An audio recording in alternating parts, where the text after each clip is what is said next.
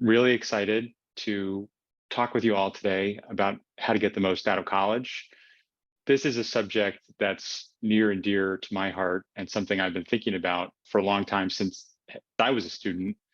Back when I was at MIT, I was on student government and it was amazing, but there were also some problems to fix. So we got together as a group and we had town hall meetings with other students and interviewed them, and we did a survey, and we ended up doubling the pay for TAs and finding ways to really showcase student projects and actually adjusting the class schedule so that we could take courses more easily.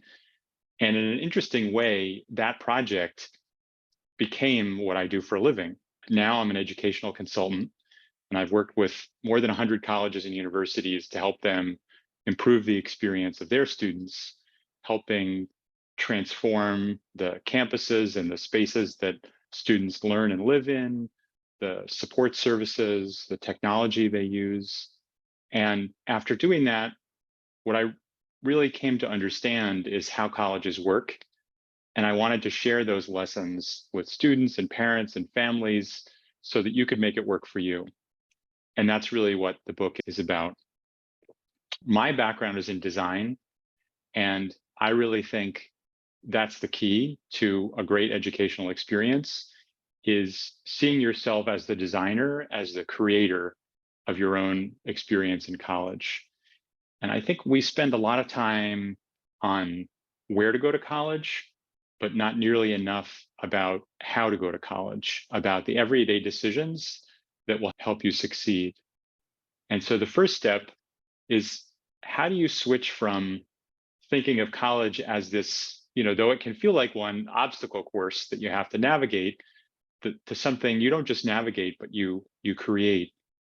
And when you do that, you can see and make connections between academics, your classes, social, your friends, and your career path, which may seem unrelated, but maybe a group of friends gets together to work on a class project for a local nonprofit, and that leads to an internship, which leads to a career. That's what you're hoping to have happen, so that when you put the pieces together, you can find a place that's right for you. You can find your people there and have a sense of community, a sense of belonging. You can find your career path, and you can find your academic program to get there. And if you do this, you're going to have to make a series of decisions. And these are the decisions that set you up for success. And the great news is you don't have to guess at these, because there's decades of research about what works and what doesn't. And that's the research that I tried to compile in my book, not only for my work with 100 colleges, and over my career, I've done more than 2,000 interviews and focus groups with thousands of students, but there's hundreds of research studies in there. And there's some really interesting things, like students who have a sense of belonging, they're 41% more likely to go from their first to second year, to stay in school. And right now, nationally, about a quarter of students that start at a four-year school don't make it to the second year. And about a third of students who start at a community college don't make it to the second year. So that sense of belonging is really important. Or internships. There's great research by a company called Gallup that found that students who do internships are almost twice as likely to like their job after graduation, because they got some sense of where they were headed and what they were in for, and almost twice as likely to think their education was worth the cost.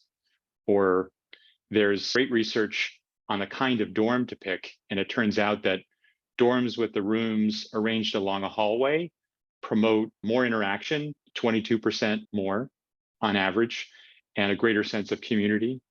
Or research that students who go to the library frequently are 50% more likely to graduate. Or that students who do projects that make an impact in their community, what's sometimes called service learning projects, those students get jobs faster and they get paid more.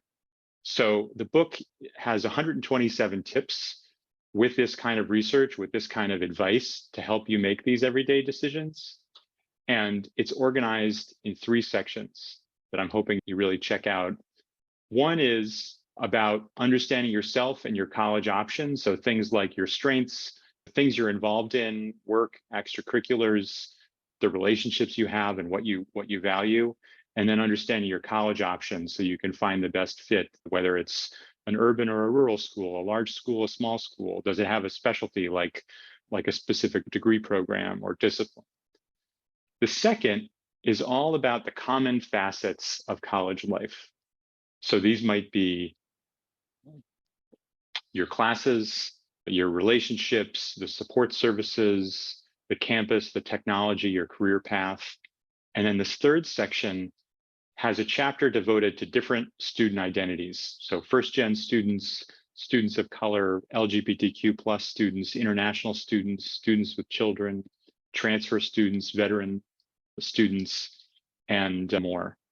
And each of those tips has the same structure, and there's 127 of them. And it tells you what to do, why to do it, how to do it, and then a story of a student putting it into practice. And so it's short. We all have short attention spans these days. It's practical.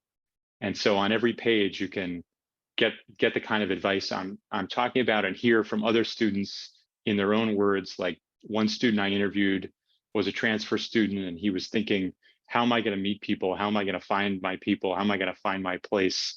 So he kind of camped out in a center for underrepresented minorities studying in STEM, science, technology, engineering, and math.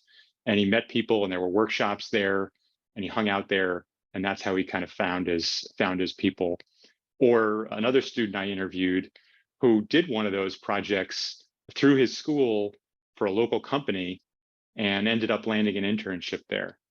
Or another student I talked to who had two final exams one day, and she learned to advocate for herself. And maybe not every professor will listen, but she went to the professor and said, I really want to do my best work on this. I love your class, but I have two exams back to back. Is there any way I could take one at a different time? And he said yes. So it's full of that kind of practical advice, those stories to help you get the most out of college.